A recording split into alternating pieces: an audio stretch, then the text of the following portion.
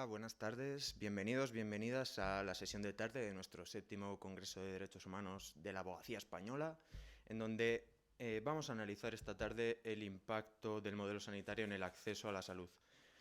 Este tema era necesario tratarlo, dado que el acceso a la salud está indirectamente relacionado directamente con el acceso, o sea, el derecho a la vida, consagrado en el artículo 15 de nuestra Constitución española. Durante este año hemos vivido tiempos difíciles. Estos tiempos han desvelado muchas cosas y han cuestionado muchas otras. Con esta mesa lo que pretendemos es quizá despejar estas dudas que nos ha generado este tiempo concreto y obtener una fotografía de lo que es nuestro modelo sanitario actual, resolviendo preguntas como si tenemos un modelo sanitario eficaz, ante todo, debe mejorar en algo, o si respetamos quizá los derechos laborales de las personas que precisamente mantienen este modelo sanitario. Para ello contamos con 4 ponentes de lujo que esta tarde nos van a hacer una exposición que nos va a permitir precisamente ver esto, ¿no? En primer lugar tenemos a Paloma Navas Gutiérrez. Paloma es médica especialista en medicina preventiva y salud pública, también es licenciada en medicina en la Universidad Autónoma de Madrid, especializada en servicios de salud de Castilla-La Mancha, y durante su residencia se formó en la Escuela Nacional de Sanidad, el Hospital 12 de Octubre, Instituto de Salud Carlos III y la Universidad de Harvard, entre otros. Con la beca Fulbright se doctora en la Escuela de Salud Pública de la Universidad Johns Hopkins de Baltimore, en el Departamento de Gestión y Políticas Sanitarias. Sus líneas de investigación se centran en las políticas y programas de prevención, con un foco especial en las personas mayores y en los factores de riesgo, tanto biomédicos como sociales, de las enfermedades cardiovasculares. También es profesora de la Cátedra UAM Asisa de Gestión Sanitaria y Economía de la Salud de la Universidad Autónoma de Madrid. Además, ha sido ponente de TED y conferenciante en España, Estados Unidos y América Latina. Y actualmente el puesto que ostenta es directora general de Salud Pública en la Consejería de Sanidad de Cantabria. Vamos a proseguir con Antonio Cabrera. Antonio Cabrera es médico de familia en el Centro de Salud de Aroca, de Madrid, portavoz del colectivo Atención Primaria Se Mueve, miembro del Grupo de Inequidades y Salud Internacional de la Sociedad Madrileña de Médicos de Familia y tiene un máster en Acción Humanitaria y Cooperación al Desarrollo, además de haber sido cooperante en diversas misiones humanitarias en Honduras, Panamá, Grecia y Mozambique.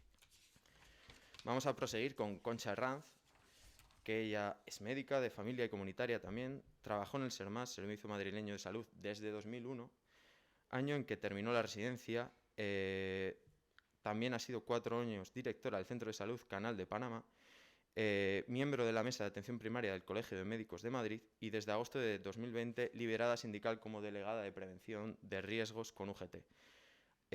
Ahora es coordinadora del programa PACAP de la Sociedad Madrileña de Medicina Familiar y Comunitaria de Madrid y presidenta de AMAPED, Asociación de Médicos de Atención Primaria Pediátrica. Finalizaremos con Diego Ayuso, graduado en Enfermería, licenciado en Psicología, máster en Administración y Dirección de Empresas y doctor por la UNED. 33 años como profesional de enfermería, de los cuales los últimos 25 se ha dedicado íntegramente a la gestión sanitaria, habiendo sido director de enfermería del Hospital Universitario Puerta de Hierro de Majadahonda, Fundación Hospital Alcorcón, Hospital de Móstoles y Hospital Infanta Elena de Madrid. También del Son Dureta en Palma de Mallorca y del Hospital Universitario Marqués de Valdecilla en Santander. Ahora mismo es profesor en la UNED, Universidad Europea de Madrid, Universidad de Huelva y el Instituto de Formación Superior. Actualmente ocupa el cargo de secretario general en el Consejo General de Enfermería de España. Sin más dilación, voy a dar paso a Paloma para que comience este panel. Adelante, Paloma, puedes conectar tu micrófono dándole ahí, eso es. Hola, sí, ahora Ahí sí. está. Bueno, primero darte las gracias, Gonzalo, por toda la ayuda que me has proporcionado durante estos días y al Consejo General, a la Fundación, por la invitación. Me hace mucha ilusión estar con estos ponentes de lujo y reflexionando sobre cuál era la aportación que yo podría hacer a la idea de la accesibilidad del sistema, cómo la accesibilidad a un sistema sanitario afecta a la salud de las personas.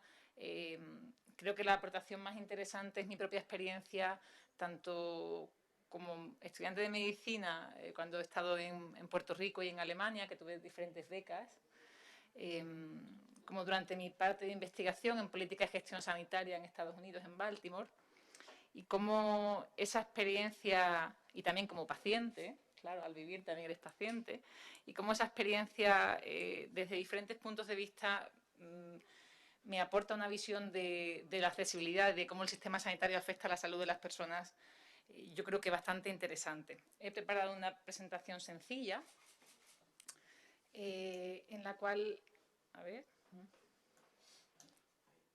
si ya, bien, pues con una reflexión como muy intuitiva sobre por qué tenemos un tipo de sistema sanitario en un país y tenemos un tipo de sistema sanitario distinto en otros países.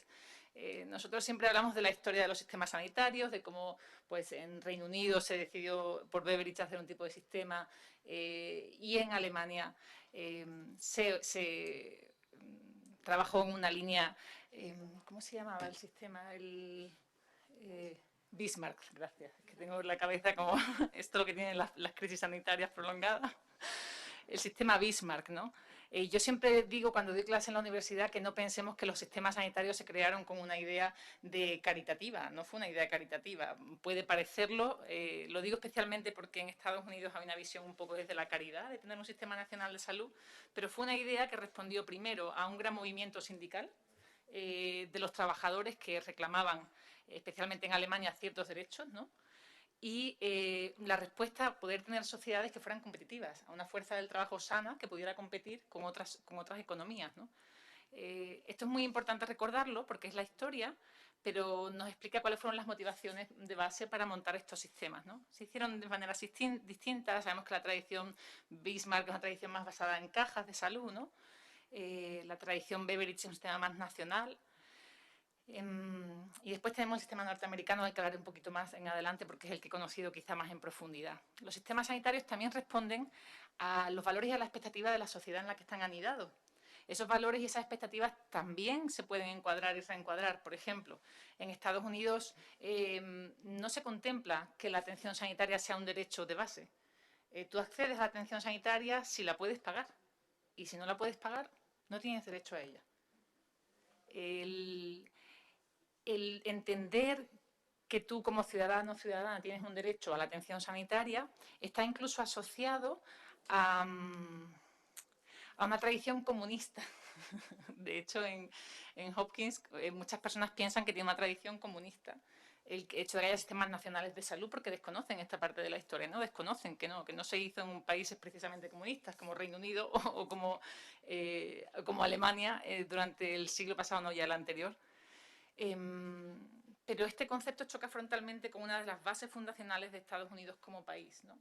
Y esto es interesante porque al encuadrarlo como una realidad, como un sistema nacional de salud que emana de un sistema político opuesto, ¿no? De hecho, en Estados Unidos hubo muchos años de persecución a cualquier persona que tuviese una alineación con el Partido Comunista, ¿no? Con el macartismo, una persecución potente, ¿no?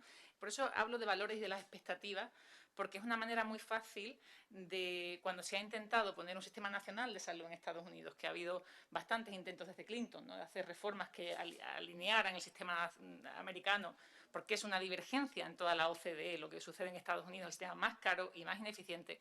Una manera muy sencilla de tener a la opinión popular, ¿no? a la opinión pública en contra de esto, es esta asociación con estos antiamericanos, ¿no? Entonces, esto es importante entenderlo porque nos puede parecer a los gestores como el sistema más eficiente o más lógico para poner en marcha, pero sin embargo la ciudadanía puede no apoyarlo sencillamente porque no conciben que sea un derecho a la atención sanitaria, porque lo asocian a commodity, ¿no? a un bien de consumo. Tú tienes un coche más grande si tienes más dinero, tienes un seguro mejor si tienes más dinero. Esto hace que nos encontremos con un sistema en el cual se dan profundas inequidades y que además, como ya he dicho, es profundamente ineficiente. ¿Es importante tener atención sanitaria? ¿Nos afecta la salud? Parece una pregunta bastante obvia, sí que nos afecta. No sé dónde tengo que apuntar. Ahora. sí que nos afecta, ¿no? Un sistema, cuando estamos hablando de qué manera modula la atención sanitaria de nuestra salud, tenemos que pensar en todas las maneras o en alguna de las maneras muy sencillas en las que lo utilizamos. Por ejemplo, cuando necesitamos tener una consulta médica porque tenemos un problema de salud, cuando nos encontramos mal en ese momento, necesitamos atención de urgencia, un tratamiento o un medicamento, por ejemplo, un analgésico para el dolor. Qué importante es la analgesia. Y aquí los que hemos estado en países en vías de desarrollo sin sistemas sanitarios hemos visto personas sufriendo un nivel de dolor inaceptable, casi que inmoral, por no tener analgesia. Yo he visto cuando estuve en Camerún cirugías con una sedación que era, no sabemos si era una sedación, una intoxicación alcohólica, tremendo, tremendo, a niños sin ningún tipo de analgesia. Y ese inciso me ha gustado saber que tenías también experiencia en estos países, porque cuando hablamos de accesibilidad a sistemas sanitarios pensamos normalmente en la mitad norte, que tienen sistemas sanitarios a los que hablar, a los que discutir, ¿no? Pero es que hay toda una mitad sur que es que no tiene prácticamente un sistema sanitario. Esta accesibilidad también habla de una intervención, de un procedimiento, si necesitamos que nos operen de algo, si necesitamos algún tipo de intervención quirúrgica pequeña o grande, los test, que ahora son tan importantes y tan necesarios con la pandemia. Y cuando estamos hablando yo como preventivista de vacunas, de cribados, de consultas, etc. Entonces, el tener un seguro médico, una atención sanitaria, tener acceso a atención sanitaria, afecta profundamente a nuestra salud. Aquí hago una tabla, tenéis que, por favor, perdonar porque los colores de la leyenda están al revés. El azul claro es inseguro, porque veis que es un porcentaje mayor. Son unas cifras un poco antiguas, pero son muy parecidas hoy en día. Las personas que no tienen seguro médico en Estados Unidos, el 47% retrasó ir al médico porque tenía que pagar. Aunque se encontrase mal o tuviese problemas de salud, no fue al médico porque tenía que pagar. Que sin embargo, entre personas que tuvieran un seguro sanitario, que también tienen que pagar, pero menos, solo un 15%. Necesitó atención médica, pero no llegó a obtenerla, un 35% de las personas en seguro.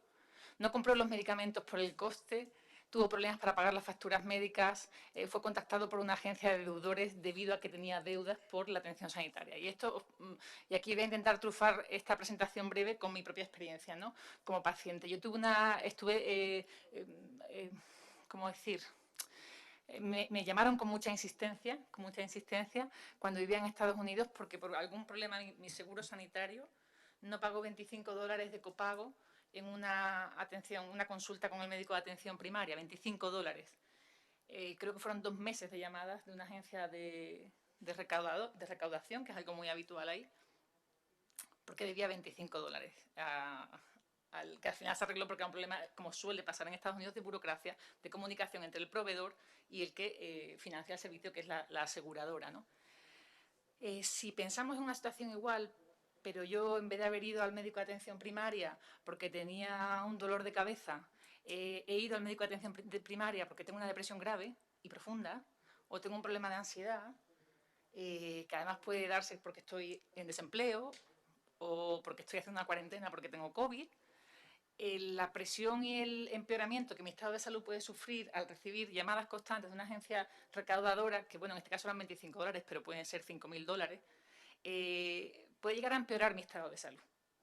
Y la gestión de ese proceso, además, es muy compleja, porque puedo contar por mi experiencia que estando en el mejor hospital de Estados Unidos, que es Hopkins, en un doctorado era muy difícil para mí navegar el sistema sanitario, era muy difícil. Y yo pensaba, si para mí es muy difícil, que soy médica, que soy especialista, que me estoy doctorando, ¿cómo puede navegar este sistema una persona que no haya terminado la escuela? Que hay muchísimas personas que no han terminado la escuela, ¿no? O sea, que esa complejidad burocrática y administrativa que tienen los sistemas también son una barrera a este acceso a la salud, ¿no? También recuerdo que fui al otorrino porque me dolía el oído en Hopkins. Entonces, un consejo es no vayáis nunca a grandes hospitales para cosas sencillas. No lo hagáis. No lo hagáis. Es un resfriado, bien. Pero a un dolor de oído ir a Hopkins, donde va la gente con las enfermedades más raras, para que os hagáis una idea, House estudió en Hopkins, ¿no? Es una ficción, pero siempre son como enfermedades muy raras, muy... la factura de esta revisión de oído ascendió a $5.000, perdón, $5.000.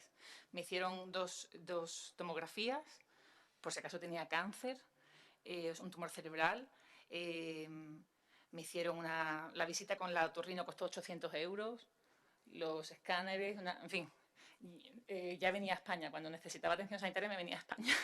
Pero no por el coste, porque lo pagaba mi seguro, sino primero por el exceso de intervención que hay. Tenemos que tener en cuenta que en este sistema se paga por acto, con lo cual hay una motivación para que haya más actos médicos. Es un fee for service, es decir, cada vez que yo hago un acto facturo por ese acto. Si en vez de hacerte un TAC te hacen dos, como me hicieron a mí, el segundo con contraste, cobras 2 veces. Y eso, obviamente, es un incentivo que modula el tipo de atención sanitaria que se recibe, ¿no? O sea, puedes tener un exceso de radiación o un exceso de pruebas porque hay un incentivo para hacerlas, ¿no? Este es un artículo que demuestra cómo encontramos el cáncer, lo diagnosticamos más tarde entre personas que no tienen atención sanitaria, que no tienen seguro sanitario, y personas que sí tienen seguro sanitario. Obviamente retrasan la asistencia al médico, obviamente no van a ir porque tiene un coste para ellos, y para cuando van, ya es demasiado tarde, ya no tenemos oportunidad de atenderlos. Los no asegurados tienen 3 veces más probabilidades de padecer un melanoma en estadios tardíos que aquellos con un seguro privado.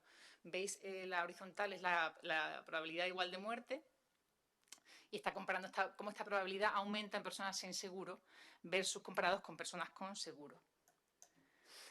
¿Cómo se estructura el sistema de seguros de Estados Unidos? No hay un sistema nacional de salud como aquí, no tienen tanta suerte como nosotros.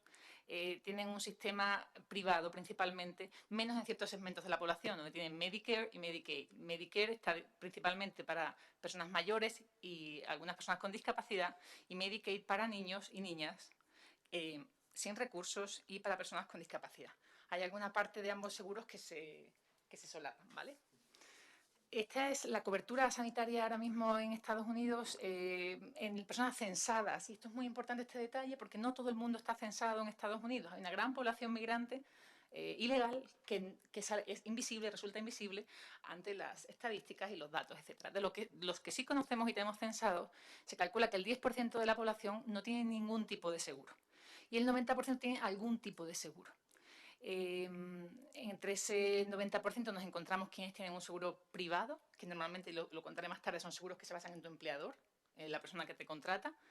Dependiendo si eres, por ejemplo, trabajas para el ejército o para la armada, tiene su propio seguro, que es el TRICARE, que veis ahí al fondo. Otra persona que lo paga directamente, aunque no esté trabajando, tiene la capacidad de pagar este seguro. Y después hay estos dos sistemas públicos, el Medicare y Medicaid, que comentaba, que aproximadamente cubren cada uno un 18% de la población. En Medicare este servicio ofrece una cobertura muy importante, pero faltan muchas cosas, y ahí he puesto las gafas, la campanilla, no cubre, que son cosas que para cuando una persona no ve son fundamentales. Poder tener acceso a gafas para una persona sin recursos es caerse y hacerse una fractura o no, es importante, pero es muy limitada. No hay ningún tipo de ayuda dental, de audición o de gafas. Si estamos pensando en que Medicare cubra a una población especialmente mayor y no están cubriendo, sabemos que tienen presbiacusia o presbicia, es decir, pierden capacidad visual, perdemos todos capacidad visual, capacidad auditiva y no está cubierto, tenemos lo que llamamos el agujero de donut, por eso está ahí Homer con un donut en la mano, aparte de para animar la presentación, para que tengamos esta idea del donut, es decir, nos cubre hasta un nivel, pero después hay un agujero que no nos cubre Medicare y que tenemos que pagar nosotros de nuestro bolsillo, ¿no? Si tenemos esa capacidad.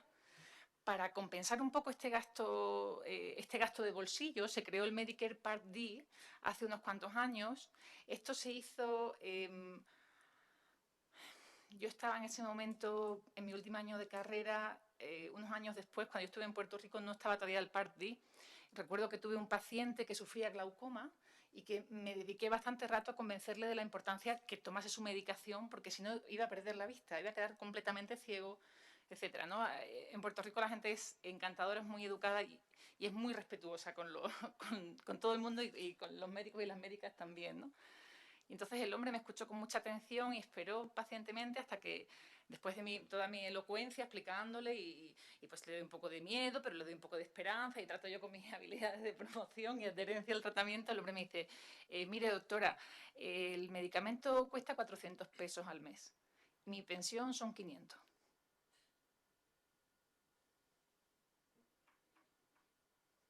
Entonces, en ese momento, pues es momento de recoger toda la vela y reconocer la ignorancia que tenemos, ¿no? Y cómo eso se veía mucho también como nos daban mucha formación clínica, pero nos enseñaban que teníamos delante a personas que no podían permitirse los tratamientos, ¿no? Y que estaban condenadas a morir o a sufrir discapacidad. Porque además los medicamentos en Estados Unidos son especialmente caros. Nosotros tenemos la suerte aquí que nuestro Sistema Nacional de Salud negocia el precio de los medicamentos. Y eso es y además es un precio transparente. Eso no lo hay en muchos sistemas del mundo. No lo hay. En Estados Unidos no sucede eso y los medicamentos pueden llegar a ser 40, 50, 60 veces más caros. Es decir, para una insulina allí puede ser imposible para muchas familias, ¿no? Si ustedes van a Estados Unidos verán a muchas personas amputadas, muchas personas amputadas. Aquí no se ve a tanta persona amputada. ¿Qué sucede? No tienes seguro médico porque no eres ni mayor de 65 ni discapacitado. Tienes diabetes, no tienes atención porque no tienes dinero, con lo cual mantienes tu diabetes hasta que tienes una neuropatía periférica tan grave que tienen que cortarte las piernas. Entonces ya sí, ya eres una persona con discapacidad y entras en Medicare. Tiene un nivel de dureza este sistema bastante importante y a los que venimos de sistemas nacionales de salud, yo que había estado en Alemania, en España, en Holanda, había estado en países, incluso durante la carrera, en países de África subsahariana, pero claro, en un país como en Estados Unidos no te esperas algo así, ¿no? Porque hay un nivel de desarrollo como que resulta todavía más chocante, ¿no? Este seguro privado del que hablaba, este seguro de entre la gente de 65 y los niños sin recursos que cubre a la mayoría de la población, se obtiene por el trabajo, ¿no? De tu trabajo se descuenta tu empleador, te incluye los beneficios que lo llaman allí, que son la capacidad o la posibilidad de tener un seguro sanitario que te cubra a ti y a tu familia. He puesto en la presentación a quien se suele dar este seguro, pero si tienes un sueldo bajo, estás en una empresa pequeña, si estás trabajando a tiempo parcial, pues más improbable que te lo ofrezcan. Y después, si tienes que pagar el seguro tú de tu bolsillo, el precio se multiplica porque hay menos capacidad de negociar en grupo. Por ejemplo, Walmart, que es una de las principales empleadoras de Estados Unidos, tiene una capacidad de negociación con las empresas de seguros grandes, con lo cual es capaz de conseguir facilitar seguro sanitario a sus trabajadores sin que haya un seguro que en el mercado, digamos, le costaría a un individuo 4 o 5 veces más, ¿no? Por eso, de hecho, nosotros siempre nos hacemos los seguros con la universidad o con el hospital, ¿no? Porque éramos un grupo grande de personas y así se bajaban los costes. Hay algunos temas importantes del medical underwriting, es que tú tienes un seguro que lo estás pagando, que remete a una enfermedad y resulta que no estaba cubierta. Y esto sale mucho en las películas de situaciones de la familia que se determina que tiene un cáncer muy raro y en la letra muy pequeña abajo dice sí, todo menos este cáncer, ¿no? Que también es muy interesante ver cómo el mercado del sistema sanitario, del sistema privado en España es totalmente distinto, porque es el sistema sanitario privado, el sistema de seguros privado en España complementa un sistema público. Entonces, sabemos que cuando podemos tener un seguro, un doble aseguramiento privado y público, vamos al servicio privado para las cosas más pequeñas, las consultas, las revisiones, pequeñas cirugías, etc. Si tenemos una gran enfermedad, sabemos que contamos con el Sistema Nacional de Salud, que por ejemplo nos pueden poner un CAR-T que son 300.000 euros el tratamiento, cosa que estos seguros difícilmente lo cubrirían, ¿no? ¿Qué está cubriendo el seguro? Como he explicado un poco antes, estoy un poco regular de tiempo. ¿Tú me avisas? Es que se me ha quitado el temporizador. Vale, pues voy a pasar un poquillo rápido. Un tema importante, como decía antes, eran los medicamentos. Si tu seguro te cubre algún tipo de ayuda para el medicamento, si tu seguro tienes que tener un copago, como yo expliqué antes, que yo tenía que pagar cada vez que iba a cualquier tipo de atención sanitaria un copago. Si tienes franquicia, como un seguro de coche, si tienes que pagar los primeros 500 o 600 dólares, etc. ¿no? Esto también ejemplifica lo complejo que es tener un seguro sanitario. O sea, realmente tienes que ponerte a pensar es más complicado que comprar una gran tecnología. A lo mejor para elegir un ordenador puedes pasarte 2 semanas y te haces un lío, ¿qué ordenador me compro para elegir un seguro? Y eso también es una barrera al acceso a la salud, ¿no? Porque son sistemas muy complejos que, de hecho, el Obamacare o la reforma sanitaria que propuso Obama, una de las cosas fuertes que proponía era facilitar este proceso de tener un seguro sanitario. ¿Os acordáis de una web que se caía, que no funcionaba al principio porque había millones de personas que la estaban solicitando? Pues hicieron un trabajo importante para hacerlo más accesible. Sin embargo, siempre, y otro cambio importante que introdujo en la reforma sanitaria, la Affordable Care Act, que es eso del ACA, es el Obamacare que llaman. Otra cosa importante es que Obamacare por ley obligaba a que los seguros no podían excluirte porque tú tuvieras determinadas enfermedades. Y esta reforma fue fundamental porque anteriormente se estaba excluyendo a todas las personas que tuvieran VIH, las personas que tuvieran cáncer, diabetes, sobrepeso, etc. Incluso la fiebre del heno también podían tener derecho a... O sea, si tenías una enfermedad con fiebre del heno, podías intentar comprar un seguro médico y no ibas a ser capaz porque nadie te iba a aceptar dentro del mercado de seguros, ¿no? Os voy a poner... bueno, esto me parece interesante. Cuando hablamos de sistema sanitario y de accesibilidad a la salud, que estamos en esta casa de la abogacía, las herramientas principales en las que tenemos que pensar son la legislación, la regulación y la litigación. Y desde la salud pública tenemos grandes ejemplos en cómo estas herramientas nos han ayudado a promover la protección de la salud de las personas, ¿no? Recuerdo, por ejemplo, un ejemplo clásico que pone Hopkins es en litigación el tema de los cinturones de seguridad y el airbag, ¿no? Que se ganó gracias a los juicios.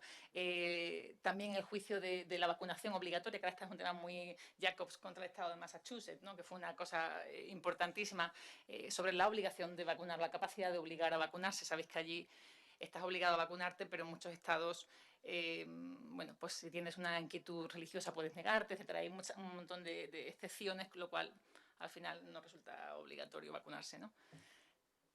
Y por último, mostrarles que este es el resultado que tuvo la reforma sanitaria mejorando del Affordable Care Act, el Obamacare, mejorando el acceso a todas estas personas que estaban sin seguro en Estados Unidos. Si pensamos, y esto que está sucediendo ahora con la pandemia del COVID, en la cual los otros panelistas sé que van a profundizar más, era el ejemplo perfecto que siempre poníamos. ¿Qué va a pasar cuando tengamos 50 millones de personas sin seguro y venga una enfermedad infecciosa?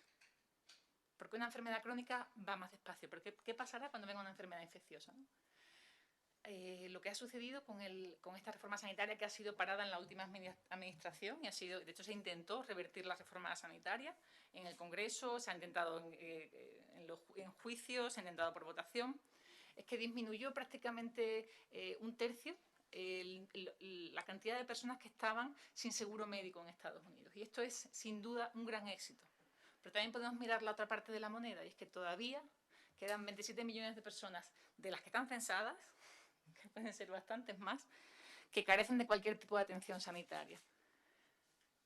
Aunque se faciliten test gratuitos de COVID en las calles, esto no significa que estas personas vayan a tener acceso a la atención sanitaria que necesitan, porque además también sabemos que estas personas que no tienen acceso a seguros sanitarios son normalmente las personas más desfavorecidas en una situación de vulnerabilidad económica mayor y que además sufren más enfermedad, o sea que son quienes más lo necesitan, ¿no? Esto a mí me gusta mucho ver el Sistema Nacional de Salud comparado con el sistema de Estados Unidos, aunque he hablado muy poco de España, o prácticamente nada, porque también nos ayuda a poner en valor el gran éxito que tenemos aquí en nuestro país, con nuestro Sistema Nacional de Salud, con todas las cosas que hay que mejorar, con todo lo que hay que crecer, para los que hemos vivido además durante años en países sin un Sistema Nacional de Salud.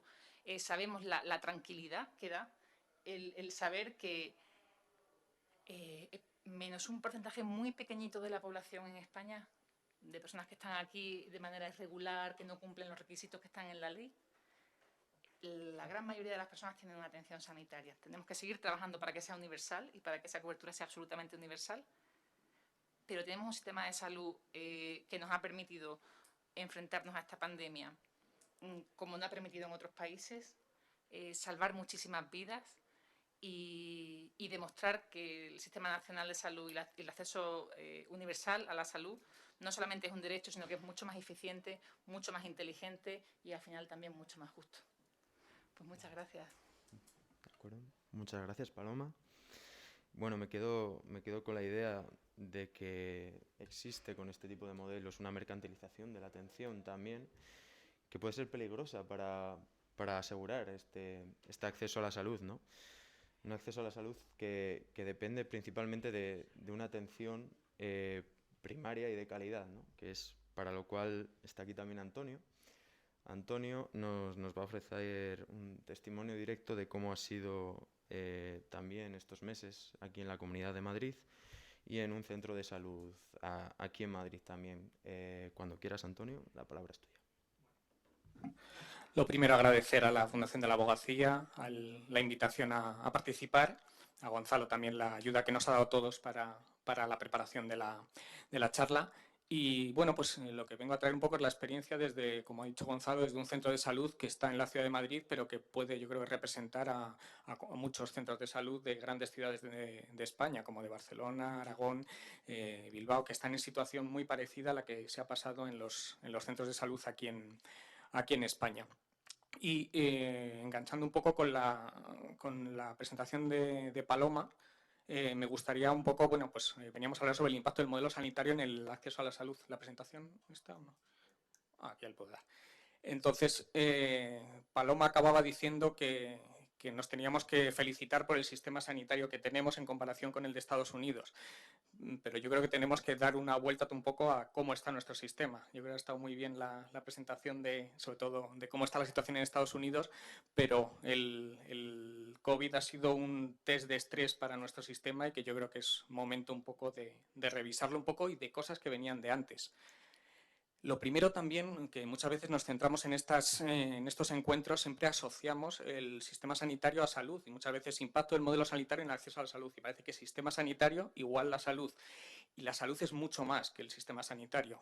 Como ya hemos estudiado y muchos cuando estudiamos en la carreras sanitarias de enfermería, medicina, fisioterapia, siempre puntualmente nos recuerdan que para alcanzar la salud hay elementos mucho más importantes que la asistencia sanitaria, como están los estilos de vida, ya sea nuestro nivel económico, el nivel educativo, dónde vivimos, el trabajo que tenemos, cómo nos alimentamos, todo eso influye infinitamente más, casi la mitad de nuestra salud depende de eso, mucho más que la asistencia sanitaria, o también el medio ambiente, el entorno en el que vivimos, sí que influye mucho la contaminación, el entorno de aire libre que podamos tener, más también la biología humana, nuestra carga genética influye mucho a la hora de la salud que alcanzamos. Sin embargo, continuamente se olvida y siempre hablamos, para alcanzar la salud, parece que el sistema sanitario es el principal baluarte del alcanzar la salud, y eso también se refleja en el gasto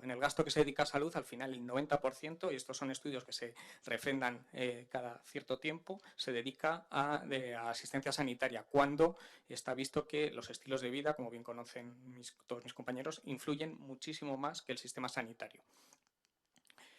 Y vamos, en esta pequeña charla lo que quería también era un poco el dar un salto a solo hace un año. O sea, esta noticia que tenemos aquí del 1 de marzo del 2019, nos vanagloriábamos por ser el país más sano del mundo. Alcanzábamos la esperanza de vida mayor en el mundo, 83 años, por encima de cualquier país en el mundo, y nos pensábamos que estábamos en el mejor de los países, en este caso a nivel de salud. Es verdad que hay datos que ya nos decían que podíamos tener la mayor esperanza de vida, pero no la mayor calidad de vida en esos últimos años. Y la esperanza de vida en buena calidad de salud, España no estaba dentro de los que más, a pesar de que numéricamente alcanzábamos el número mayor. Quedábamos por países por delante de Japón, de Suecia, de Suiza, de Islandia, por supuesto de Estados Unidos, que estaba a gran distancia como país muchísimo menos saludable que España. Inmediatamente hay muchos rankings que Paloma conoce bien, de todos entre países siempre, y de cómo se mide el sistema sanitario. Hay multitud de rankings, pero bueno, España siempre sale bien parada en estos rankings de sistema sanitario, y España salía como la sanidad más eficiente de Europa. Eficiente significa que para el dinero que invertimos, los resultados que conseguía el sistema sanitario era la que más. Posiblemente esa eficiencia, como nos recordarán luego Diego y Concha, pues se basa posiblemente en otros medios para conseguir esa poca inversión en el sistema sanitario para conseguir esos resultados. Y consideramos la tercera mejor del mundo, después de Hong Kong y Singapur, en este caso en uno de estos rankings. Pero siempre, y muchas veces, nuestros políticos se vanaglorian de tener uno de los mejores sistemas sanitarios del mundo. Y esto era hace solo un año, el 2019. Esta situación venía dentro de unas tendencias que ya venían de antes en el sistema sanitario, en este caso occidentales y en este caso en el español. Uno de ellos es el hospitalocentrismo, el centrar en la atención hospitalaria la carga del sistema sanitario, el centrar sobre el hospital tanto la calidad científica de lo que se publica, los recursos, pues un poco la visibilidad del sistema sanitario está muy basado en el hospital, y eso ha hecho que muchos de los recursos continuamente vayan recayendo cada vez más en los hospitales, cuando el sistema de salud se compone por muchas más partes. Otra de ellas es la fascinación por la tecnología. no hay ministro, no hay consejero de Sanidad en las comunidades autónomas que se resista a inaugurar la adquisición de un robot Da Vinci, del último emisor de positrones, la última resonancia magnética. Se asemeja muchas veces calidad en la asistencia sanitaria a tecnología. Y eso ha estado siempre ya desde los últimos años y es una tendencia cada vez mayor. Pero sumados a estas dos tendencias del hospitalocentrismo y de la fascinación tecnológica, en este país, en España, hemos vivido una crisis económica terrible a partir del 2008. España ha ido progresivamente, pues, debido a todos los ajustes que sufrió, sufriendo recortes a muchos niveles y en la inversión en gasto sanitario público en especial. Ha ido disminuyendo año a año y ha sido en todo tipo de gobiernos, porque esto ha sido debido también sobre todo a los pactos de estabilidad con Bruselas, que se iba prometiendo año a año que la inversión en gasto sanitario público iba a disminuir. Estábamos casi en un 7% y se ha llegado a bajar por debajo del 6%, y esto ha sido una decisión totalmente, pues, prevista y planificada, y eso se ha visto, pues, como luego nos contarán Diego y Concha, muchas veces sobre todo en la inversión en gasto público y en los recursos humanos de del sistema sanitario. Y aparte de esto, tenemos también el recorte, que lo ha dejado caer un poquito Paloma antes.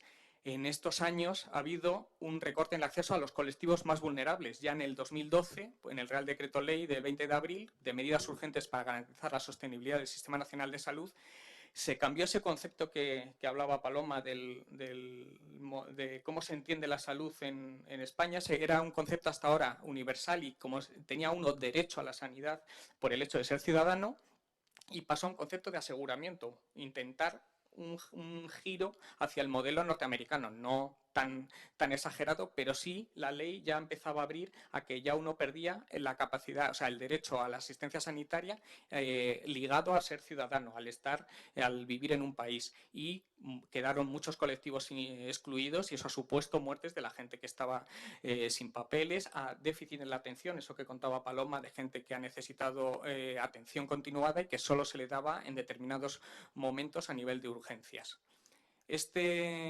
Este Real Decreto del 2012 se intentó revertir parcialmente en el 2018 para intentar devolver eso de la sanidad universal, pero a pesar de eso, como veremos después, ha habido continuado muchas dificultades para personas de acceder al sistema sanitario y muchas veces los más vulnerables y que más lo necesitaban.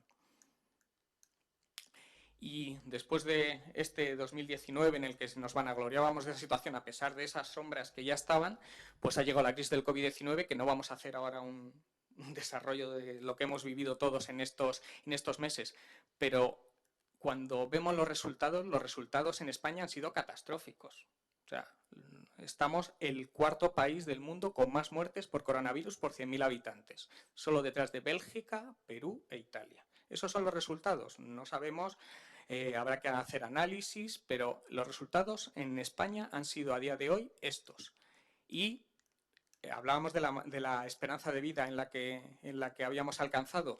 En recientes estudios que se han publicado hace poco, se estima que el país ha perdido 1,7 años de vida en estos años, y hay comunidades autónomas, en este caso la peor ha sido la Comunidad de Madrid, que alcanza casi 3,7 años de pérdida de vida de los ciudadanos de Madrid, con lo cual el vanagloriarse por los resultados a día de hoy, a 9 de diciembre, no creo que España esté muy orgullosa de cuál ha sido el resultado que hemos dado cada uno como sistema sanitario o como fuera, pero esos son los resultados a día de hoy. Se ha pedido desde muchos sitios un análisis de esta situación, ya ha habido una carta al Lancet de múltiples expertos y todavía no se ha iniciado ese análisis de la situación, de cómo hemos llegado a esta situación. Entonces, esta era la situación, pero nos tenemos que preguntar si somos el país más sano del mundo, si tenemos la sanidad más eficiente de Europa, si somos la tercera mejor del mundo, como hace un año nos habían nombrado. Y esto desde la atención primaria lo hemos vivido también en primera fila, desde los centros de salud. Yo trabajo en un centro de salud en un barrio aquí, bueno, pues a 4 o 5 kilómetros de esta zona, ya fuera de la M30, un centro de salud que atiende mucha población, casi 55.000 habitantes, como la ciudad de Cuenca, una zona media de nivel socioeconómico medio bajo, y que ha sido azotado tanto en la primera como en la segunda ola, tremendamente por el coronavirus. Y debido a este hospitalocentrismo, a esta situación, pues nosotros al final de la primera ola en nuestro centro de salud quisimos hacer una presentación de cómo era la situación. Y aquí os dejo con este vídeo. Durante los meses más crudos de la epidemia por COVID-19, miles de personas permanecieron en sus casas aisladas bajo la sospecha de estar infectadas por coronavirus, sin ninguna prueba diagnóstica que lo confirmara. Son los pacientes invisibles.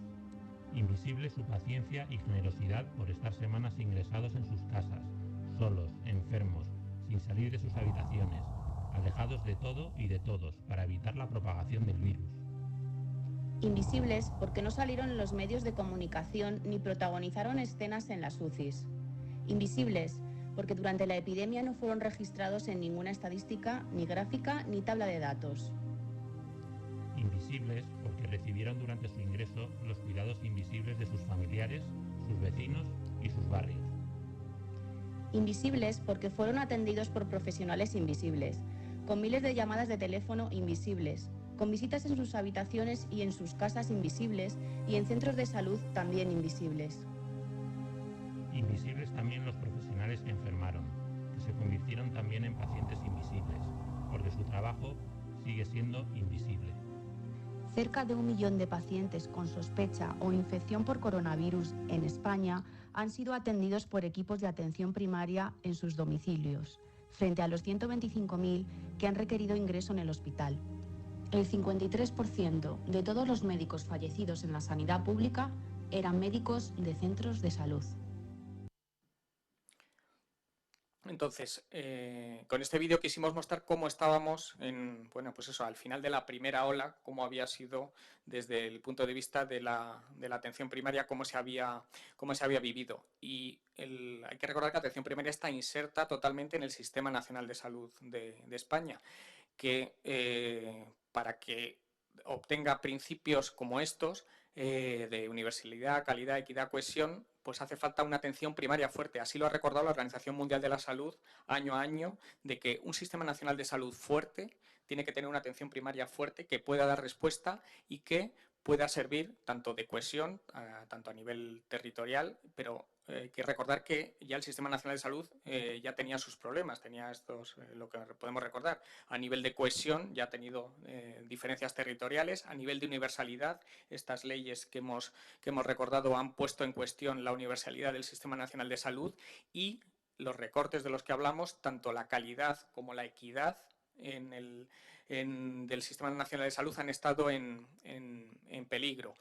Cuando hablamos de equidad, sobre todo es pues recordar que un Sistema Nacional de Salud, una de sus funciones en un país como España, se entiende que uno tiene que recibir la asistencia en función de sus necesidades de salud, de sus necesidades sanitarias. Aquel que más necesidades de salud tenga, más atención sanitaria se le debe de prestar y no debe ser en función del seguro privado que tenga contratado o la empresa suya la que ha contratado. Y eso, una de las maneras que tiene los sistemas nacionales de salud potentes es con una atención primaria fuerte que sea capaz de dar respuesta desde los centros de salud y desde los distintos dispositivos, dar una respuesta a esta situación.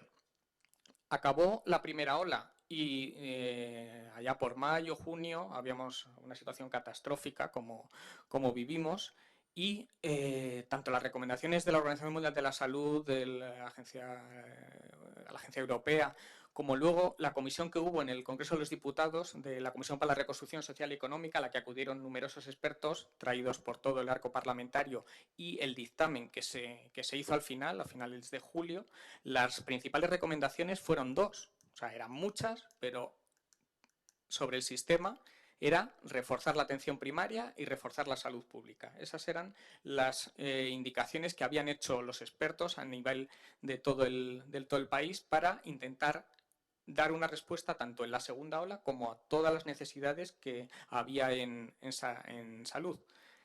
Entonces, porque el problema es que no era solo atender a una eventual segunda ola como luego apareció, sino que el impacto que ha habido en la interrupción de los cuidados. O sea, ha habido otras olas a las que estamos ahora mismo respondiendo, sobre todo de los dispositivos de atención primaria. Los cuidados que se interrumpieron en esos primeros meses, se tuvieron gente con enfermedades crónicas como diabetes, hipertensión, cardiopatías isquémicas, muchos de esos, el tratamiento de las enfermedades que más carga de enfermedad tienen, como todas las que producen dolor, artrosis, enfermedades degenerativas, ahí había que hacer frente, y eso es a lo que hacía falta que se reforzara la atención primaria para hacerlo. Y luego todo lo que ha supuesto también, y lo que está suponiendo, el trauma psíquico que ha supuesto, el aumento de la patología mental y los daños económicos que ha supuesto, y lo que eso al final influye en la salud. Desde el centro de salud en el que trabajamos, en este caso el Centro de Salud de Aroca, analizando todas estas situaciones, pues hicimos una serie de peticiones. En este caso era a nuestros superiores, a la Comunidad de Madrid, era el poder trabajar con recursos humanos al 100%. Muchas veces trabajamos al 80%, al 70%, por bajas laborales no cubiertas. Se pedía que estuvieran todas las bajas cubiertas y tuviéramos un extra para dar respuesta tanto a esta segunda ola de COVID como a todas estas olas sucesivas de detrimento de la salud. Aumento de la accesibilidad a la centralidad telefónica, aumento de recursos tecnológicos, pulsioxímetros para seguir. Hicimos estas peticiones. Hasta ahora no ha habido ningún tipo de respuesta, y como esto ha pasado, Madrid es un ejemplo, pero en muchas comunidades autónomas ha pasado una situación similar. Y esto ya viene un poco, había tendencias, esto es una política que tiene la Organización Mundial de la Salud, y que también desde el Ministerio de Sanidad se habla de que tiene que haber salud en todas las políticas, que cada vez que se haga una ley, cada vez que se haga una inversión en infraestructuras, que haya una evaluación del impacto que va a tener en salud. Esa es la teoría. Pero luego en las medidas políticas, muchas veces cuando se toman, y así ha sido tanto antes como ahora, lo que hemos visto es que lo que influye siempre es una visión muy individualista de lo que es la salud y el acceso al sistema sanitario.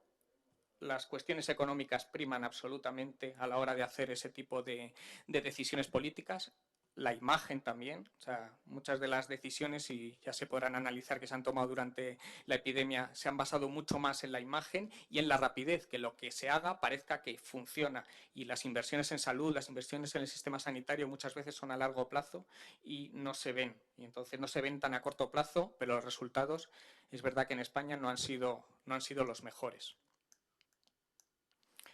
Desde los centros de salud, ¿cómo hemos seguido? Pues trabajando día a día sin parar, enfermería, medicina, fisioterapia, trabajadores sociales, sin parar, para dar respuesta tanto al trabajo en las zonas COVID, que ha sido el peso de la segunda ola, principalmente hasta en la atención primaria, en el diagnóstico y seguimiento de los pacientes, como de todas esas patologías que hemos estado atendiendo. Y en zonas como la nuestra, en este caso el Centro de Salud de Daroca, pues hemos soportado, es una zona de las que Madrid ya sabéis que está confinada por zonas básicas de salud, pues una zona que desde hace 3 meses una de la zona sigue confinada, o sea que mientras que la mayoría, debido a las cifras, esperamos ya que en la próxima semana posiblemente ya se quite el desconfinamiento de esta zona, pero muchas veces hemos estado por encima de los 1000 casos por 100.000 habitantes.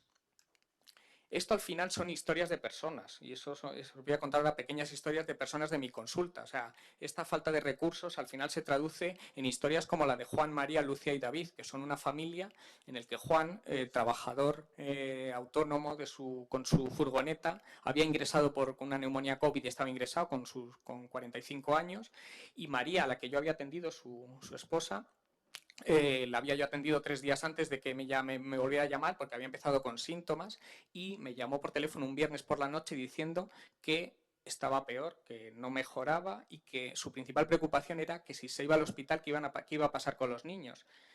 Y bueno, pues un viernes por la tarde intentas localizar a trabajadores sociales, ¿qué va a pasar con esos niños si esa mujer tiene que ir al hospital? Y se ingresa, o sea, si tiene que ingresar, imagínate. Entonces la respuesta pues es que solo iba a tener que iría a la policía y que se los llevarían a un centro de menores. No había recursos para estos casos, que no creo que haya sido el único el que me encontré en este caso. Por suerte María me llamó el viernes por la noche y me dijo que había ido al hospital y no ingresó, no tuvo una neumonía, pero si esta mujer hubiera tenido que ingresar, paciente mía, esos niños hubieran acabado en un centro de menores a saber dónde. Marlon, un hombre de 55 años, hondureño, que como no tenía permiso de residencia, no estaba empadronado, diabético con insulina, ha estado durante 3 años sin tratamiento. Entonces, otro día, hace 3 semanas, aparece en mi consulta contándome el caso de que no ha tenido acceso hasta entonces, con unas cifras desbocadas de diabetes, y ahora hemos dedicado las últimas semanas a estabilizar esa insulina, a darle pautas para volver a controlarla, y parece que está controlado. Pero estos años que no ha estado posiblemente provoquen en él, pues lo que hablaba Paloma, ese nivel de amputaciones que hay en Estados Unidos es debido a situaciones como las que ha vivido Marlos. O Concepción, una mujer de 85 años de mi consulta también, que el confinamiento ha hecho que muchas personas hayan pedido una capacidad de un deterioro cognitivo muy importante, pero lo que hay también es un déficit en el acceso. El hecho de que hayamos pasado a tener una consulta mayoritariamente telefónica ha hecho que muchas personas y que no se dé respuesta muchas veces el teléfono en los centros de salud, que gente quede sin accesibilidad. O sea que esta mañana habréis hablado de la brecha digital, el acceso digital. Lo que ha pasado en muchas zonas como las que nosotros trabajamos es que hay una brecha y un gap ahí del acceso al sistema sanitario, en este caso por el acceso a los medios de comunicación, tremendo. Para ir acabando, desde hace muchos años ya está más que demostrado con artículos de Bárbara Starfield, de que un sistema nacional de salud que pueda ser sostenible a largo tiempo y que dé mejor salud y que dé mejores niveles y de manera más equitativa tiene que tener una atención primaria fuerte.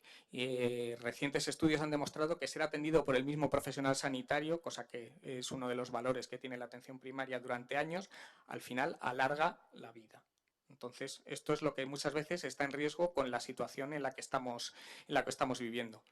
Y os quería poner un poco el ejemplo de mi consulta del viernes. Estuve 3 horas y media en la consulta COVID, en una zona atendiendo pacientes con sospecha, pidiendo test diagnósticos, esperando el resultado, explorando, dando consejos a la gente que tenía que seguirles en casa posteriormente, dando bajas, en este caso a personas con coronavirus. Pero luego me esperaba esta lista, con 52 pacientes citados en 3 horas. 11 de ellos allí presenciales, 35 llamadas de teléfono y 6 respuestas por correo electrónico. Esta es la situación en la que se vive no solo en mi centro de salud, sino en la mayoría de centros de salud de Madrid y de España también. Esta situación no es una situación aislada, y esta es la situación en la que estamos ahora mismo. Y esta es la situación real, y esa lista de problemas pequeñitos son personas a los que tenía que evaluar a uno una demencia, a otro era un seguimiento post-COVID, a otra era infiltrarle un talón, y eso citados muchas veces cada 2, cada 3, cada 4 minutos. Esa era la frecuencia con la que tenía que dar respuesta a esa situación, y esa es la que se enfrentan muchos profesionales de atención primaria en toda España. Por ello, hemos puesto un semáforo, ahora se han puesto muy de moda los semáforos, y hemos puesto un semáforo en nuestro centro de salud para pues mostrar tanto el nivel COVID, por un lado, el grado de positividad, una zona que todavía está confinada y que estaba en riesgo extremo hasta la semana pasada, pero el riesgo extremo consideramos también que la falta de sanitarios es un riesgo extremo a la hora de la calidad de la salud y de la salud, la atención que podemos prestar. Calculamos que cada día en nuestro centro, la semana pasada, faltaban 14 sanitarios. 14 sanitarios, consultas cerradas, que no se podían atender, con lo cual eso lo tienen que hacer los compañeros con listas como es la que os estamos mostrando, ¿no? Y por eso quiero dejar luego esta pregunta para eso, si está en riesgo extremo el acceso equitativo a la atención sanitaria. Pues muchísimas gracias, Antonio, por tu testimonio también, un testimonio sincero y la verdad es que muy bien explicado, que seguramente nos haya abierto los ojos a muchos, a mí entre ellos también, para saber más o menos cómo ha sido esta primera línea, esta trinchera, y cuál es la situación real actual ahora mismo en los centros de salud, ¿no? Estos centros de salud cuentan con un personal como vosotros, personal sanitario, que también tienen unos derechos laborales, ¿no? Desde la abogacía también nos interesaba mucho analizar también cómo desde nuestro modelo sanitario se vela por los derechos laborales del personal sanitario, precisamente. Y para ello está aquí Concha Herranz, que nos va a hablar de ello. Adelante, Concha, tienes la palabra también.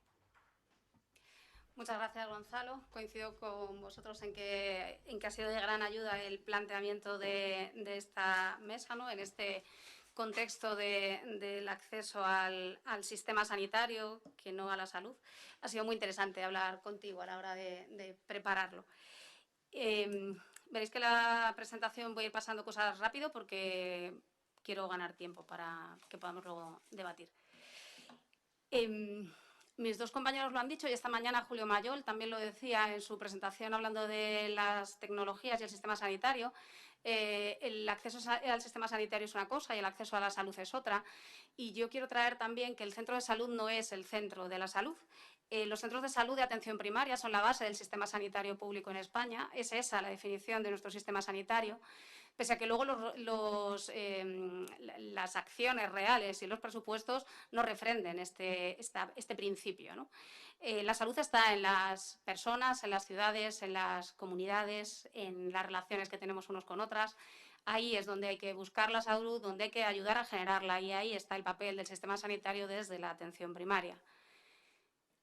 Por otro lado, traer que tenemos un sistema de cuidados en España que separa el sistema sanitario del sociosanitario.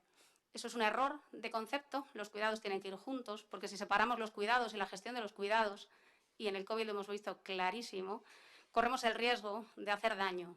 No solo de no atender bien, sino de que haya mayores daños de los que sí hubiese habido una verdadera coordinación sanitaria y sociosanitaria, tanto en la gestión como en el personal. Y, por último, que tenemos modelos sanitarios diferentes en diferentes territorios. Tenemos 17 modelos sanitarios distintos en cuanto a la gestión, tanto del personal como de lo económico, como de las recomendaciones. Lo hemos visto durante toda la pandemia, es previo a la pandemia, como decía Antonio antes.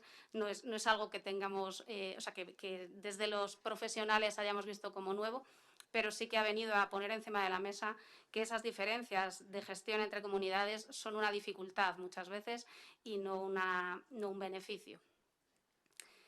Cuando hablamos de trabajadores y de trabajadoras del sistema sanitario y de sociosanitarios, se nos vienen a la cabeza siempre los médicos y las enfermeras. Y además con ese sesgo de género erróneo, puesto que médicos y médicas somos de ambos géneros, porque además de enfermeros y de enfermeras tenemos matronas, celadores, trabajadores sociales, psicólogos, farmacéuticos. En especial quiero señalar a los administrativos de la salud que hacen una labor en la atención primaria absolutamente imprescindible. Son la verdadera puerta de entrada al sistema sanitario. Es el INS quien da ese aseguramiento a los ciudadanos y ciudadanas que están dentro de esas normas que regulan el acceso al sistema sanitario. Pero son las trabajadoras y trabajadores de los centros de salud en atención primaria quienes gestionan esas tarjetas sanitarias que al fin y al cabo permiten ese acceso a la salud, ¿no?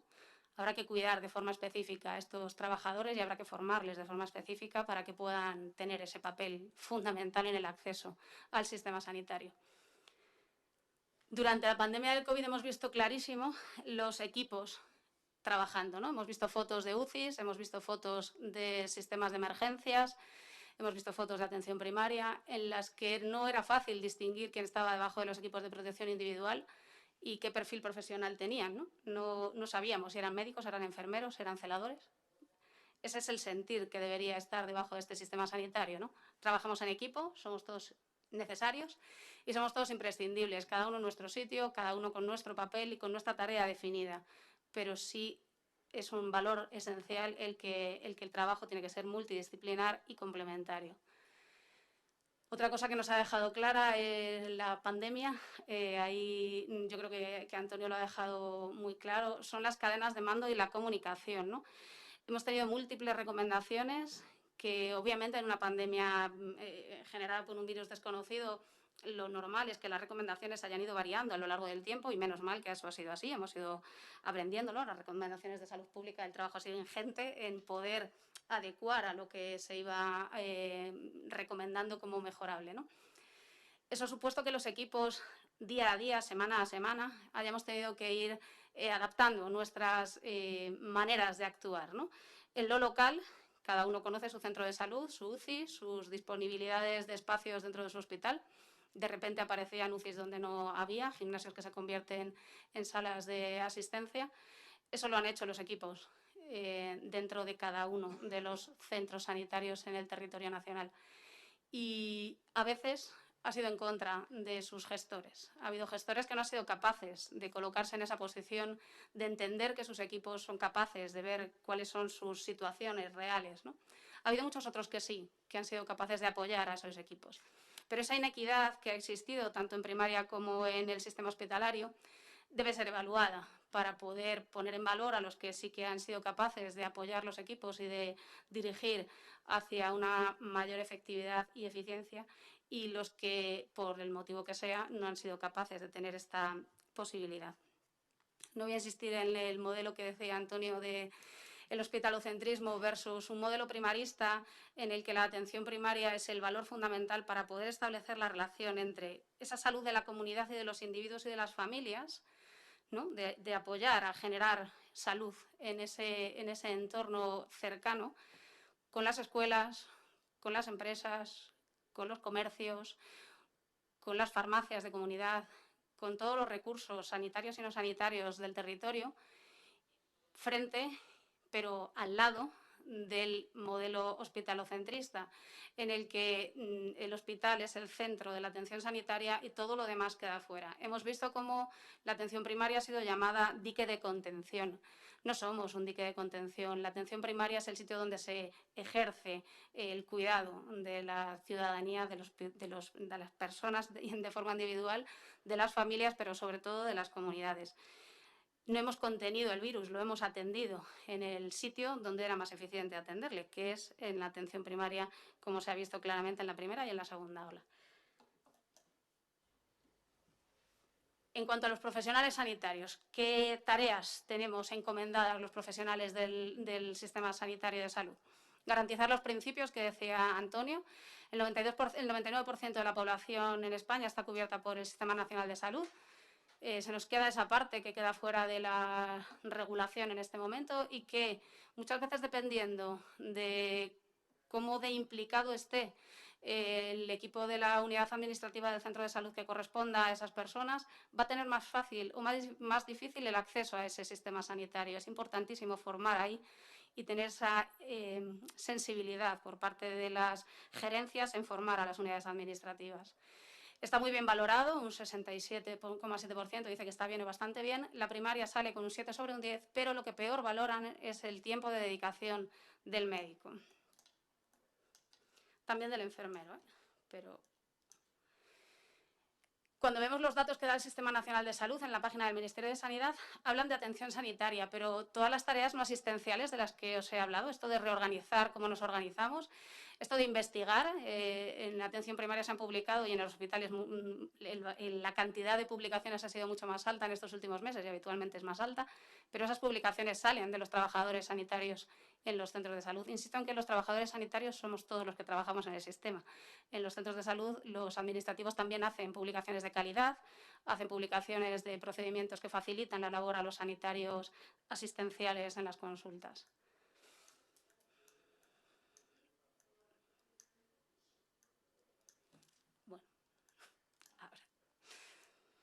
¿Qué funciones tenemos? Pues las funciones son las que nos da la cartera de servicios, ¿no? Hay una cartera de servicios del Sistema Nacional de Salud y los trabajadores tenemos que dar respuesta a esa cartera de servicios con unos criterios de calidad. Y voy a parar 3 segundillos en el plan de calidad asistencial del Sistema Nacional de Salud 2015-2020, que es el que está vigente. Y dice que está centrado en necesidades de pacientes y de usuarios, pero en realidad no tenemos articulados sistemas de participación real, más allá de algunos encuentros puntuales con asociaciones de pacientes y las encuestas de satisfacción. Habría que desarrollar eso. Orientado a la protección, promoción de salud y la prevención. Eso lo hace Salud Pública, que está fuera del Sistema Nacional de Salud, y lo hace Atención Primaria, pero con una inversión del 14% es muy difícil que podamos dar respuesta a esta que es una de nuestras funciones con calidad. Preocupado por el fomento de la equidad, ya hemos dicho que es muy difícil a veces llegar a saber siquiera que hay gente que no accede al sistema sanitario y que, como decías al principio, a todos nos dicen durante la carrera que hay que investigar qué le pasa, ¿no? Qué condicionantes hay alrededor de esas personas que atendemos en la consulta o que se acercan al centro de salud por el motivo que fuere, pero luego no nos enseñan a hacerlo así, no es fácil. fomentar la excelencia clínica, pero no tenemos facilidades para investigar, porque si vemos 60 pacientes al día, o si tenemos que cubrir la consulta del compañero que no está, o si de repente en vez de tener una cirugía hay que hacer 3 por necesidades del servicio, pues es difícil que podamos tener esa excelencia. Garantizando el uso de las nuevas tecnologías de la información para mejorar la atención a los pacientes, usuarios y ciudadanos. Esta mañana se hablaba de eso también. Es importante que eso sea así, pero a día de hoy la única realidad que tenemos es una consulta telefónica. Ni siquiera nuestros correos corporativos están autorizados para poder comunicarnos con nuestros pacientes, pese a que todos los utilizamos. En cuanto a la seguridad del paciente, hay una línea también, 15-2020, en la que los profesionales sanitarios del sistema tenemos que tener esa cultura de seguridad. No recogen en este plan como un factor a tener en cuenta la temporalidad de nuestros contratos. Si una persona tiene una temporalidad en el sistema sanitario público en España, el 37% de los trabajadores tiene un contrato eventual o interino. Si una persona es temporal en un puesto, es muy difícil adquirir culturas nuevas, y mucho menos la cultura de la seguridad, que tiene mucho que ver con procedimientos muy finos que hay que conocer muy en el territorio. En cambio, si está recogido como percepción de riesgo de eventos adversos por parte de los profesionales, su sobrecarga y su falta de tiempo. En cuanto a la estrategia de prevención de riesgos laborales, en general es una estrategia reactiva. Es una estrategia en la que es el profesional el que consulta con el sistema con el Departamento de Salud Laboral. No hay de forma activa vigilancia de la salud, porque son departamentos muy pequeños, dotados con muy pocos profesionales, igual de precarios que el resto de trabajadores del sistema sanitario, y entonces es muy difícil que hagan mucho más de lo que hacen. Durante la pandemia COVID ha sido espectacular verles trabajar. Han estado sobrecargadísimos y aún así han intentado dar todo lo que han podido para poder implementar las medidas que han sido necesarias para los trabajadores. Destaco fundamental las agresiones como problema específico. En 2012 hay un requerimiento del Congreso para hacer un plan de intervención sobre agresiones a los profesionales en el sistema sanitario, que no se hace efectivo hasta 2017. Y en 2017 empieza a haber un estudio y un seguimiento de estas agresiones. Los datos de COVID han salido en la tele muchas veces. 24% del total de casos del principio, la primera oleada, fueron profesionales sanitarios, un 5% en el segundo. La plantilla, lo que os decía, 35% entre eventuales e interinos, un incremento muy pequeño que se hace anualmente, puesto que hay la llamada tasa de reposición, ¿no? Simplemente vamos colocando en las nuevas oposiciones o ofertas de empleo las plazas que se van eliminando por jubilaciones, por motivos los que fuere, de profesionales que se van del sistema. Pero hay muy poco crecimiento, y ese poco crecimiento que hay no es en atención primaria. Somos personal estatutario, no funcionario. Esto tiene una connotación importantísima a la hora de las retribuciones, puesto que son decididas por las comunidades autónomas, y hay grandísimas diferencias entre unas comunidades y otras, y entre unos perfiles profesionales y otros, mal llamados estamentos, lo cual genera que dentro de los equipos haya muchas discusiones muchas veces, ¿no? Os hablaba de que es fundamental el trabajo en equipo y que todos y todas podamos depender de los otros y tener esa seguridad de poder trabajar confiando en el de al lado, pero cuando llegan los incentivos por desempeño, las diferencias son enormes entre los administrativos, los celadores, los auxiliares de enfermería, los enfermeros y los médicos. Entonces, es algo a plantear y a revisar. Ahí ponía lo de la paga COVID. La paga COVID es algo que cada comunidad autónoma ha decidido. Hay comunidades autónomas que tienen paga COVID en dinero. Dependiendo de la comunidad, han decidido pagar más o menos. Hay comunidades en las que esto no está articulado, como es Madrid. Y luego hay una paga que es muy útil, se utiliza mucho en el sistema sanitario, que es la paga o la retribución en días de libranza. Los días de libranza son sobrecarga para mi compañero, porque no hay suplentes. Entonces, si yo me voy en un día de libranza, la carga de mi consulta la va a hacer mi compañero. No es el modelo, desde luego, ideal. Tenemos instalaciones obsoletas, con muchos problemas de mantenimiento, con difícil acceso a tecnologías básicas, con catálogo de pruebas complementarias que no son homogéneos, no todos podemos acceder a todas las pruebas en todos los sitios, con lo cual nuestro ejercicio de nuestra profesión, ya digo que desde el administrativo hasta cualquier otro profesional, tiene esas dificultades, ¿no? Esto simplemente resume cuáles son los problemas que os he ido contando y claro que hay propuestas. Antonio ya se refería a la Comisión de Reconstrucción del Congreso de los Diputados, en la que la atención primaria está por encima bueno, por encima no, está en el centro de la asistencia sanitaria, pero ahí recogen que tiene que terminar con la temporalidad de los profesionales del sistema sanitario. Terminar con la temporalidad quiere decir que tiene que haber contratos fijos, que no podemos seguir manteniendo ese 37% de empleo interino o eventual, que hay que reordenar la asistencia sanitaria para coordinar los profesionales del sistema sanitario y del sistema sociosanitario. Por supuesto, tiene un papel importante la atención primaria en la coordinación con los servicios sociosanitarios, pero esto no puede ser sin que haya más profesionales y sin que se contraten de forma adecuada. Apostando por los servicios de medicina preventiva y de prevención de riesgos laborales, dotándolos de formas adecuadas y con condiciones laborales adecuadas, y redefiniendo un consejo interterritorial que no solamente haga presupuestos y acuerdos recomendados, sino que puedan ser finalistas y que las distinciones entre unas comunidades autónomas y otras tiendan a desaparecer o a disminuirse.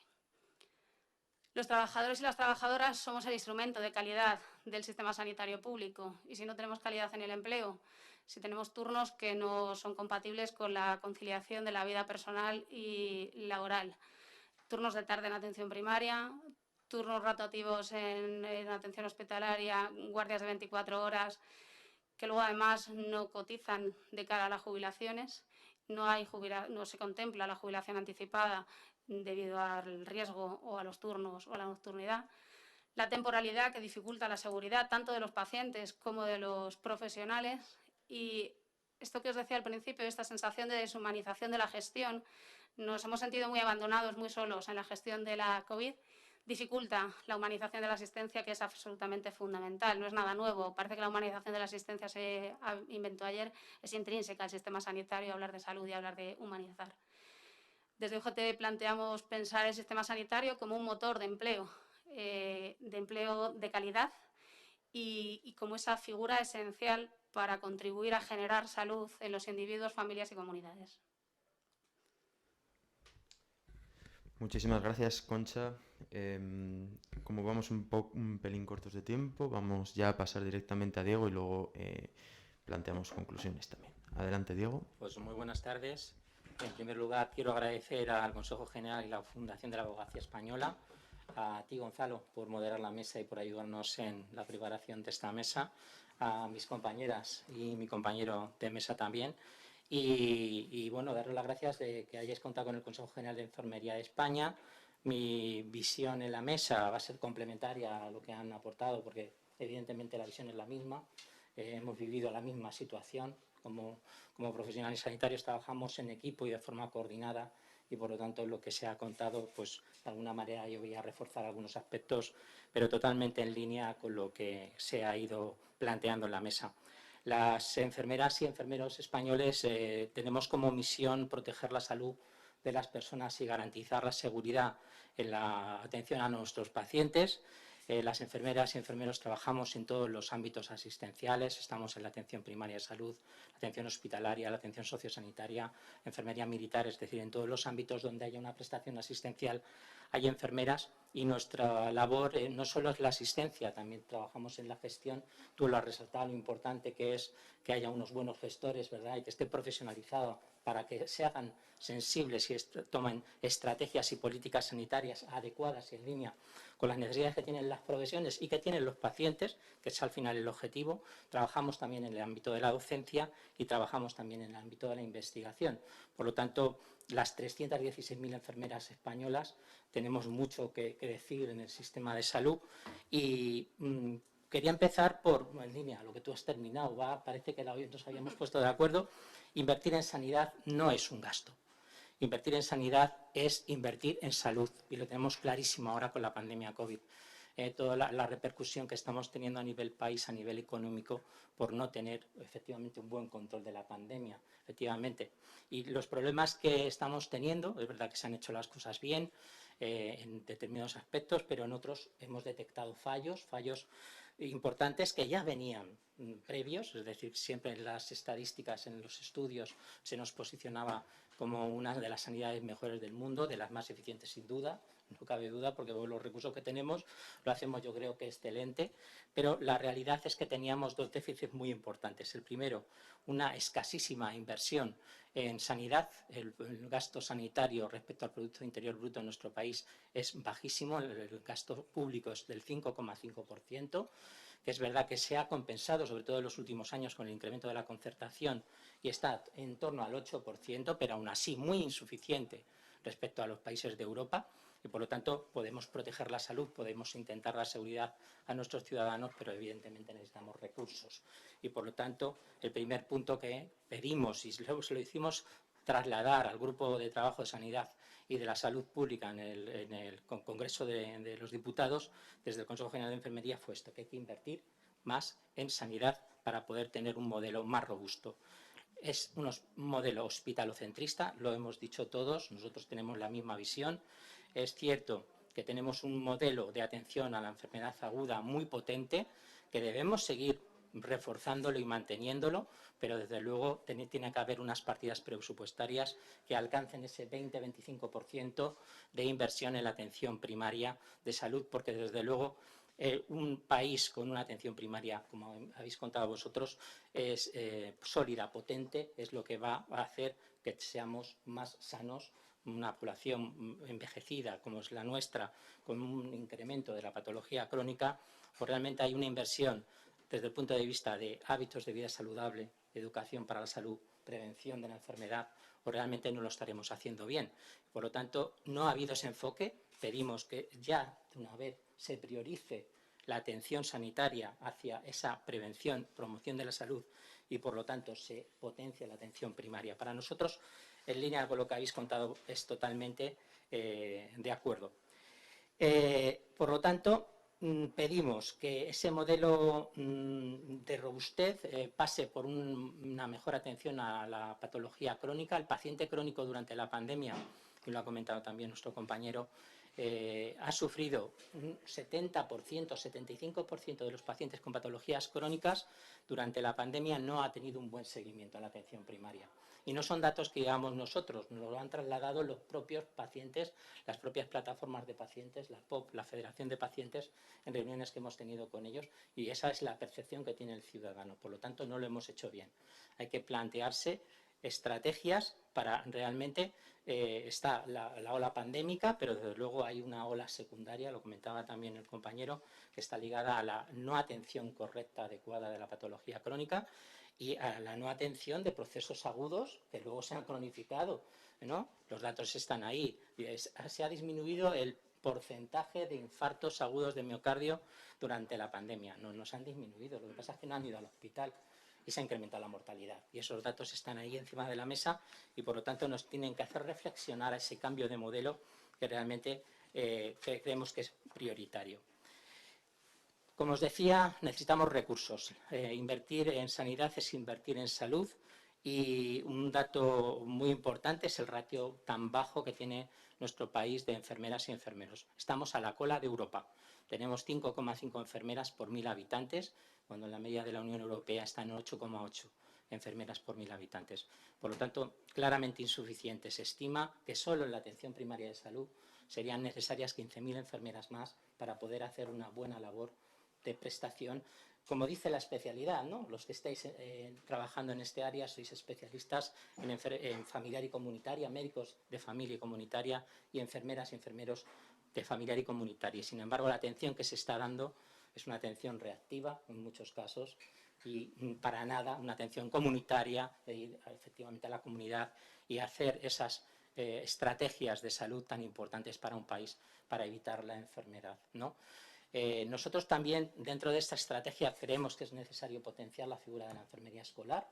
desde la atención primaria, desde las propias escuelas, nos da igual el modelo, pero sí que consideramos muy importante que a los niños, a nuestros hijos, a nuestros adolescentes, se les eduque, se les forme en sanidad, en prevención de la enfermedad y en adquisición de hábitos de vida saludable, porque serán nuestros adultos del mañana y por lo tanto tendrán más salud que lo que tenemos nosotros, dado que no hemos tenido esta formación.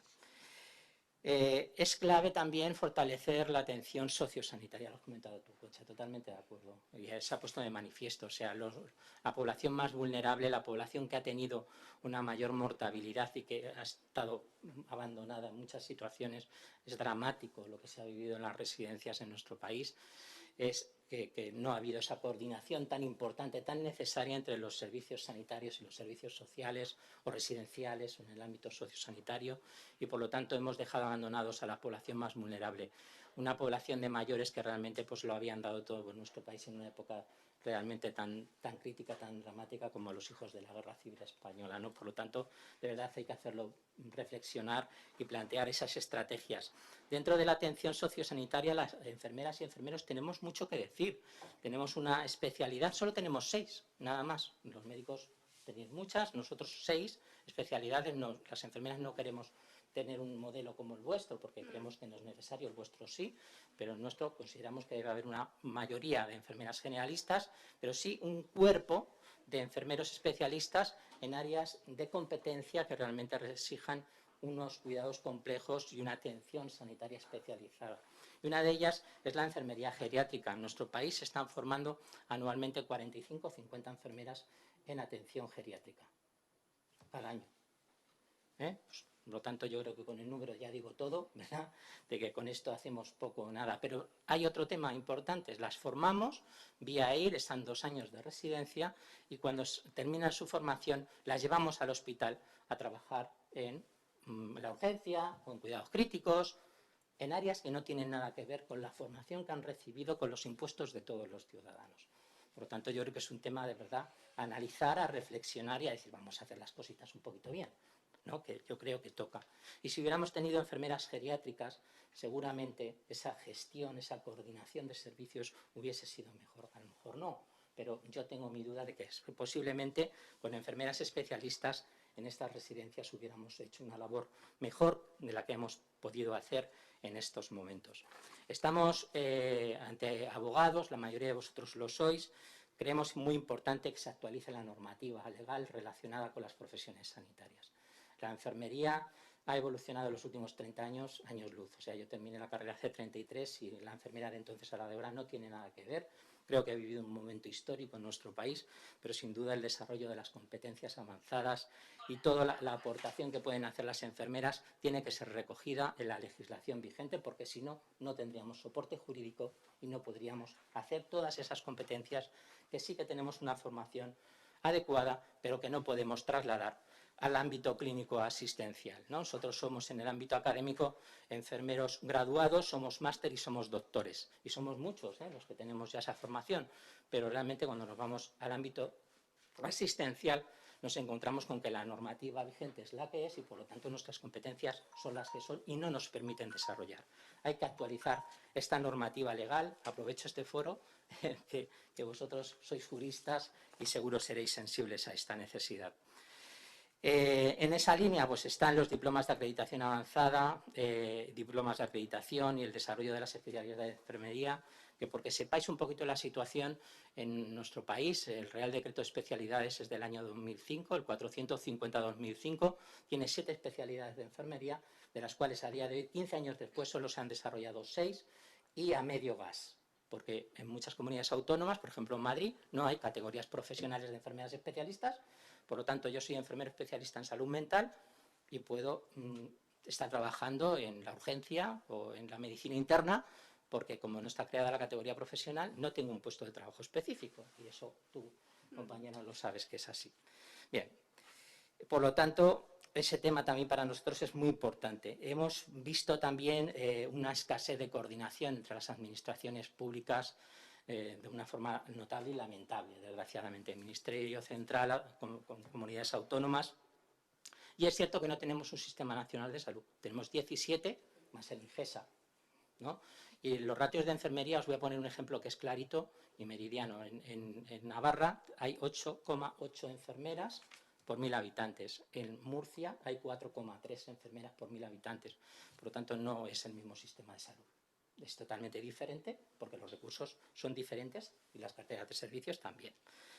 Consideramos muy importante esa transformación digital. Habéis tenido una mesa esta mañana, se ha hablado de las tecnologías de la información en la prestación sanitaria. Ahora mismo no existe en nuestro país. Tenemos atención telefónica, pero eso no es atención, no es teleasistencia, no es telemedicina, no es telecuidados, eso es.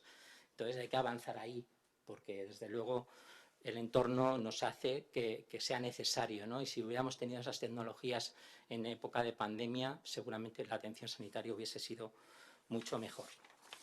Las medidas de protección del personal sanitario, y en línea con lo que has comentado, Concha, totalmente de acuerdo. El 24% de los profesionales sanitarios se contagiaron en la primera ola. Fuimos el primer país del mundo. Las compañeras y compañeros se ponían batas impermeables con bolsas de basura, pantallas protectoras con los recortes que hacían del colegio de sus hijos. Entonces dimos una imagen, ¿no? Habéis trabajado en el tercer mundo o cuarto mundo, pues igual, ¿no? Lamentablemente ha mejorado en la segunda ola, pero esto nos debe hacer recapacitar para eso, para que haya una buena salud pública y haya sistemas de provisión de material de primera necesidad que esté en nuestro país, que lo fabrique en nuestro país y que no tengamos que depender de nadie para poder hacer frente a este tipo de problemas. La gestión sanitaria, termino ya. La gestión sanitaria es importantísima. Yo llevo 25 años en gestión sanitaria. Y realmente hablabas de la humanización de la gestión, fundamental. Yo he sido directivo de enfermería mucho tiempo. Si tú eres directivo de enfermería, directivo, gerente, director médico, y tú efectivamente potencias la motivación de tu equipo, el liderazgo, el trabajo en equipo, generas unos buenos climas laborales, unos contextos que sean favorables, que concilien la vida laboral, la productividad es muchísimo mayor, y eso los estudios son miles, de la psicología americana, y por lo tanto vas a hacer que esos entornos sanitarios sean más productivos y podamos cuidar mejor a nuestros pacientes, que ese es el objetivo que tenemos que tener. Para eso necesitamos gestores profesionales, no gestores nombrados en función del partido político que toca en cada momento o porque son conocidos de unos y de otros. Esto debe terminar de una vez para avanzar como país. Y con esto termino. Muchísimas gracias a todos. Muchísimas gracias, Diego, por esta última intervención. También es muy esclarecedora y llena de datos también. Bueno, dado que vamos un poco mal de tiempo, he ejercido una moderación un tanto laxa durante todo el panel. Creo que vamos a concluir. Bueno, si no tenéis ningún comentario acerca de las intervenciones del resto de panelistas, bueno, como se puede ver, Paloma Navas ha tenido que irse a otro compromiso. Y voy a proceder también a cerrar la mesa, ¿no? También me quedo con ideas fundamentales, ¿no?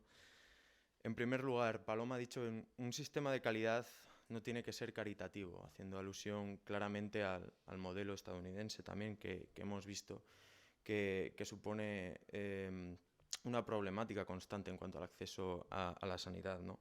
Esto se puede atar directamente con esta poca inversión para una buena sanidad que había antes de esta pandemia, una buena sanidad de cara al público. ¿Por qué puede ser? Esto puede ser por el trabajo del personal sanitario, un trabajo del personal sanitario que es el principal instrumento, que has dicho tú, Concha, de calidad del mismo, ¿no?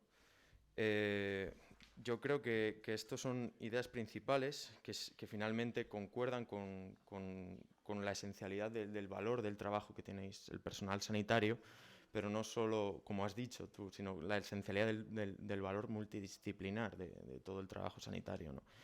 Que concluye con una reflexión también tuya, Diego. Bueno, más que una reflexión, es una frase que has sentenciado, que es invertir en sanidad nunca es un gasto o no es un gasto, ¿no? Creo que estos son como unas pinceladas que, bueno, humildemente me he permitido dar yo para que se pueda dibujar este cuadro hacia el acceso ya no solo a la salud, como me habéis aclarado claramente, sino a la sanidad universal, ¿no?